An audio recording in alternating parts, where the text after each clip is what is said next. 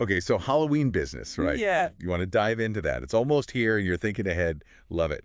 You sent over this Jumpseller article. They're an e-commerce platform, I think. Yeah, that's right. And it's got some really wild data on what's hot for spooky season. It does. And Jumpseller, they're in a good spot to track those trends. So smart place to start our deep dive. For sure. And I got to say, some of these numbers, kind of spooky.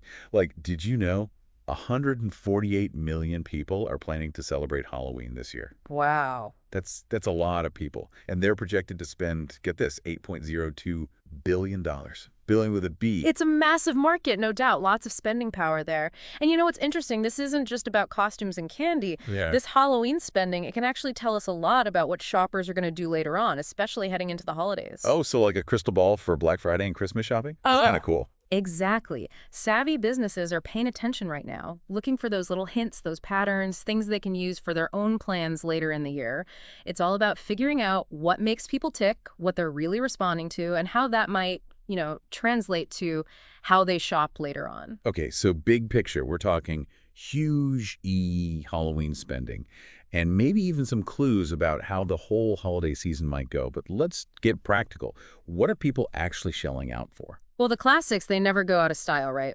Costumes, masks, accessories, always top of the list. And it's not just the kids anymore. Oh, for sure. Adults, couples, even pets are getting in on the fun. Right. I mean, who doesn't love a dog in a little ghost costume? Speaking of which, the article mentioned something interesting, that handmade or like really specialized items in those categories, they can often mean higher prices. Definitely. Speaks to the power of having something unique, if you can tap into a niche, something you can't just find at any party store, you'll find those customers who are willing to pay a little extra for that special something. And costumes, well, that's almost guaranteed repeat business, isn't it? Unless you're really committed to being a zombie every year, you're probably buying a new costume. Exactly. That built-in repeat customer potential, that's huge to keep in mind. But it's interesting. The article also talks about appealing to those shoppers who maybe aren't going full-on Halloween costume, but still want that autumn, that seasonal vibe. Yeah, the whole Halloween thing, right? That caught my eye too. What does that actually look like in terms of products, though? Think cozy, think autumn vibes. Sweaters, scarves, home decor, anything that says fall without going full-on Halloween town. It's about tapping into that broader seasonal aesthetic. Okay, so let's say you've got this t-shirt design that's really popular. Could you create like a Halloween version of that? Absolutely. Maybe you tweak the colors, make them more autumnal, or add a little Halloween element to the design. It's about finding that sweet spot where you're nodding to the season without being overly costumey. And the best part is, this strategy, it works for other holidays and seasons too. Oh, that's clever. Like taking your regular products and giving them a seasonal makeover. And speaking of makeovers, what about the online world? The article highlighted digital products as a surprisingly good way to make money during Halloween. Makes sense when you think about it. Low overhead, tons of creative possibilities. Exactly. And the demand for digital stuff, especially around the holidays, it's only growing. We're talking stock photos, video footage, social media templates, you name it, even Halloween-themed fonts, digital stickers. If you can design it, someone out there probably wants to buy it. And the cool thing with digital products is you can really, use your own skills, your passions. Like if you're good at graphic design, why not whip up some spooky social media templates? Or if you're a photography whiz, maybe Halloween-themed stock photos are your thing. So many options. Seriously, the possibilities are endless. And those platforms, Etsy, Creative Market, they make it so easy to, get your stuff out there in front of the whole world. Though, like with anything online, there are definitely things to watch out for. Oh yeah. Like what should people be aware of? Well, competition online, it can be brutal. So you got to make sure your products, they really pop. High quality photos, good descriptions, and having a strong brand, that can all make a huge difference. And of course, got to make sure you understand copyright and licensing stuff. Super important. Yeah, no one wants legal trouble, especially when they're just starting out.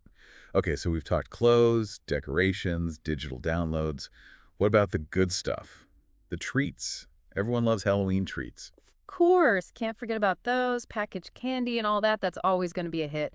But there's a real opportunity for homemade, those artisanal goodies too. The article mentioned pumpkin cookies, which classic for a reason, but really the sky's the limit. Right. I'm already thinking spooky cake pops, those ghost-shaped meringues, yum. But you know what else is cool?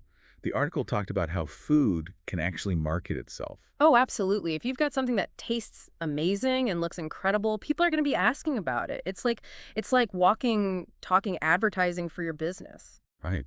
So smart. Okay, so let's say you're a baker. Maybe you create this whole Halloween line. Spooky cupcakes, cookies, the whole shebang, with fun decorations, maybe some cool packaging. Exactly. Or maybe you're a caterer and you offer a special Halloween menu for parties and events. Don't be afraid to think outside the box a bit, even if your business doesn't scream Halloween at first glance. Such a good point. And speaking of thinking outside the box, the article had this whole part on service businesses getting in on the Halloween fun, and some of the ideas were wild. It's amazing what people come up with, right? Seriously. Like, they had an example of an interior designer, and they were offering haunted house consultations. Who'd have thought? Or a nail technician specializing in spooky nail art just for Halloween. Exactly. Or think about makeup artists. Halloween is their Super Bowl. Theatrical makeup, special effects, or even if you just help people nail that smoky eye look. Tons of people need that around Halloween. It just goes to show you, you can adapt pretty much any skill for the season, even if it doesn't seem obvious at first. That's so cool. It's all about that unique angle, you know? That's something special that makes you stand out. Halloween is all about creativity, about expressing yourself. So don't be afraid to let your personality shine through, whether you're selling spooky candles or doing pet photography with a Halloween twist. Totally. Okay, so we've covered a lot. Costumes, decorations, digital stuff, food, even spooky services. It's amazing how many different ways there are to get in on the Halloween action. It really is, and that's what's so great about it. There's truly something for everyone, no matter your skills, how much time you have, or even your budget. You don't need a ton of inventory or like a pumpkin carving degree to do well. For sure. It's more about, taking that initial interest, that entrepreneurial spark, and turning it into something fun and unique. But with so many options, it can be hard to know where to even begin, right? Absolutely.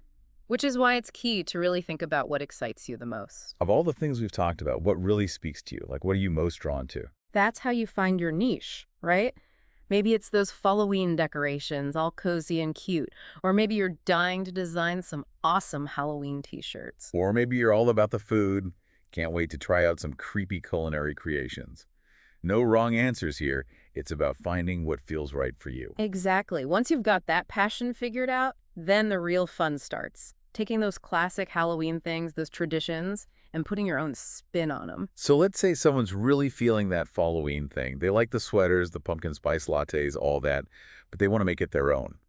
What kind of unique twist could they add? Ooh, good question. Let's say they love to knit or crochet, right? Instead of just your average fall scarf, maybe they do a whole line inspired by Halloween characters or spooky stories, folklore, that sort of thing. Oh, I love that. Like a scarf with a little spiderweb pattern or some tiny embroidered bats. So cute. See? Exactly. Taking something familiar and giving it that little something extra, that unexpected touch. And that works for anything, really. Whether it's costumes, treats, you name it. That personal touch, that's what helps you stand out. It's like they say, be the best you can be, not a copy of someone else. 100%. And you know what? I think that's a perfect place to wrap up. Embrace what makes you unique. Don't be afraid to try new things. And most importantly, have fun. Halloween, it's all about that inner child, letting your imagination go wild, and that playful energy. That can be a recipe for success no matter what you're doing. So true. Well, there you have it, folks. We dug into the spooky stats, checked out the trends, and uncovered some secrets to really owning it in the Halloween market. Now it's your turn. Exactly. Get out there, unleash your creativity, and remember, the only limit is your imagination. And who knows? Maybe this time next year, we'll be featuring your Halloween success story right here on The Deep Dive. Until then, happy haunting.